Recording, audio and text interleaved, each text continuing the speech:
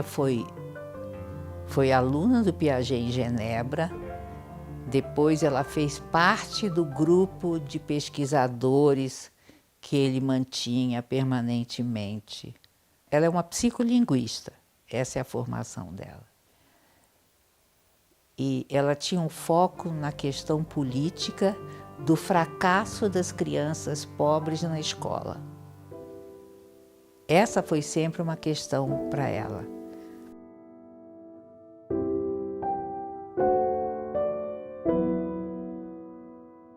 Ela começou um trabalho que era o oposto daquilo que no mundo inteiro se fazia.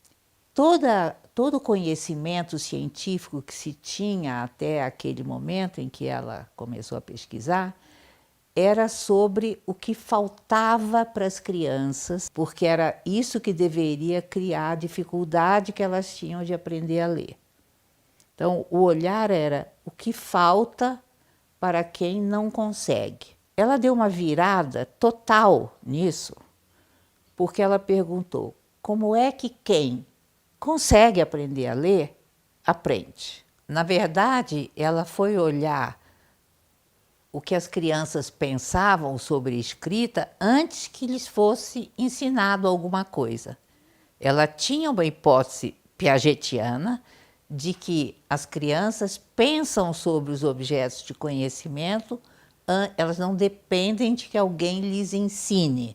Elas não ficam paradas com a cabeça vazia, esperando que alguém ponha coisas lá dentro. Ela mostra que existe um processo de aquisição da escrita, que é o processo pelo qual as crianças vão pensando sobre a escrita e, se tiverem informação, vão aprendendo a ler. Quando a Emília começou a ver o que as crianças, ela começou a interrogar as crianças dentro de uma técnica piagetiana de interrogatório, e as crianças começaram a mostrar que elas pensavam sim sobre o que estava no mundo escrito.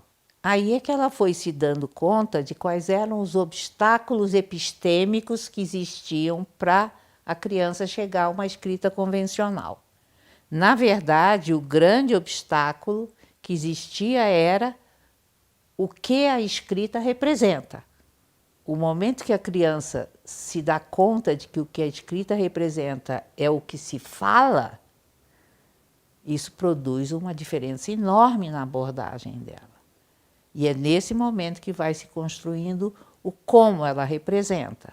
Quer dizer, o que ela representa e como ela representa. E o primeiro como que elas pensam é que cada vez que eu abro a minha boca, eu ponho uma letra, porque isso é o lógico para eles naquele momento.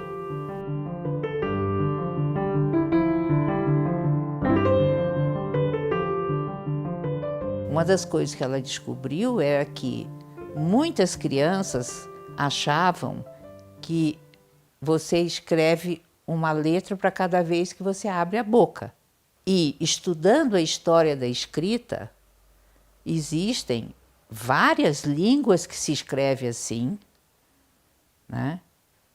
E que isso tudo tem uma lógica.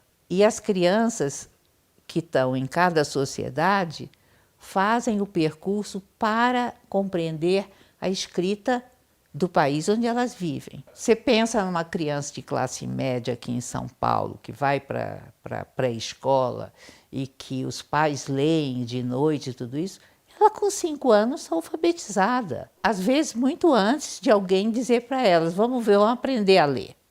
Então, no caso aqui do Brasil, a escrita é alfabética.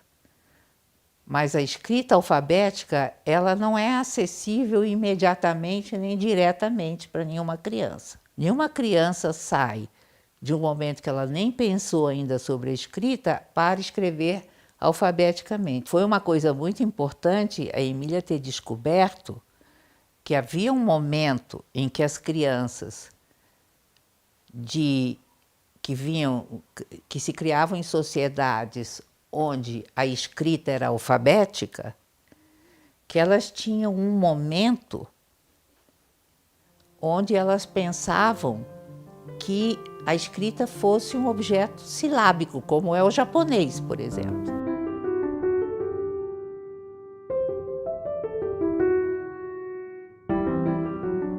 O melhor livro dela foi publicado, na verdade, chamava-se, aliás, é um título absurdo, Escrita Antes das Letras, o que é uma coisa muito esquisita. Na verdade, é uma síntese de tudo que ela publicou sobre a questão da aprendizagem da leitura e da escrita das crianças. Esse livro, ela fez uma síntese que eu acho que é a mais precisa das obras dela, porque ela, como Piaget, ia pesquisando e ia publicando, ia pesquisando e ia publicando. O que eu recomendo de mais recente é esse livro, chama-se O Ingresso na Escrita e nas Culturas do Escrito. É um trabalho muito interessante, muito importante, onde você tem artigos sobre as suas pesquisas, que ela foi orientadora, e tem muitas pesquisas dela aqui, dela sozinha, certo? E outras com as orientandas dela. E essa é uma síntese do conjunto de publicações que foi sendo produzido a partir do trabalho da psicogênese da língua escrita. Esse livro é de 2013, dependendo de qual é o seu sentido de tempo. Ele é antigo ou não, mas ele é talvez o trabalho mais recente em português.